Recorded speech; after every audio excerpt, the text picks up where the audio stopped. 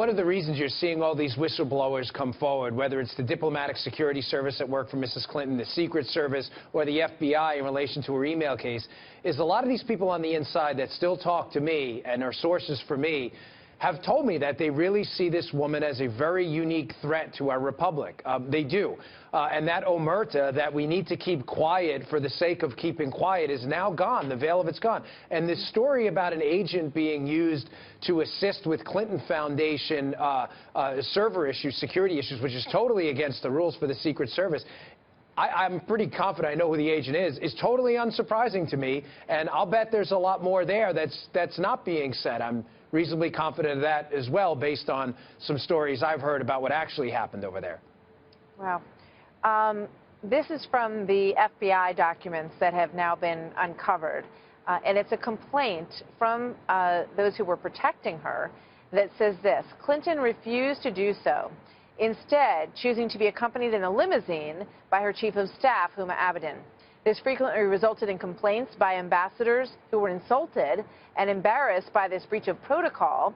Redacted explained that Clinton's treatment of DS agents on her protective detail was so contemptuous that many of them sought to be reassigned for employment elsewhere. So it's saying that rather than have those officials that were there to protect her ride along with her, and in some cases rather than having the ambassador that she was spending time with ride along with her, she booted them from the vehicle and wanted Huma Abedin to be there.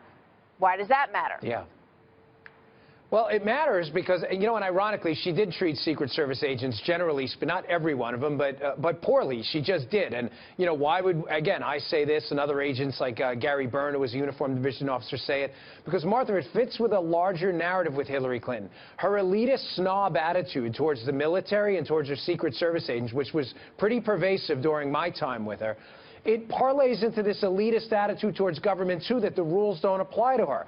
That story you just read about the protocol, that is a major slap in the face. I remember doing overseas security advances. They have a protocol chief in the State Department who strictly handles things like this. This is a major embarrassment on a foreign trip for her not to do this and to be seen separated in the motorcade from the leader of the country she's been invited to. But, Martha, again, she's an elitist. She acts like a snob. She treats people terribly, and she doesn't care about your feelings or, frankly, any protocol rules the government has. It doesn't matter. It's all about Mrs. Clinton all the time. She doesn't care. And she treated female agents terribly, too, which I find ironic because she says she's a, you know, there's a war on women. Yeah, there was a war on women in the Secret Service. She waged it. She was really terrible. Wow. And I guarantee you, you're going to hear more people start to talk about this. And I know that, you know, you have personal experience to back up your opinion here. You know, I'm curious, are you getting a drift from Secret Service agents who are thinking that perhaps there will be another Clinton presidency, that they're going to have to protect her again? Martha, there are agents and uniformed division officers that are deathly afraid of this woman. I mean, again, I can't explain. It's odd that the left uses the term a unique threat to democracy to define Trump. But when you talk to people who actually know Mrs. Clinton and worked with her in the military, the Secret Service, and the Diplomatic Security Service, that's the exact same expression they use to talk about Hillary Clinton. You know, I can't tell your listeners who to vote for. They're all adults. They can make up their own minds, okay? But I'm telling you, this woman has to be kept out of the White House. She views government as a tool for her own political ambitions. That is it. Public service means absolutely zero to the Clintons, and especially to Hillary Clinton. She's very dangerous. No doubt she would dispute that notion, but from your experience, that's your opinion. Maybe. Dan, thank you.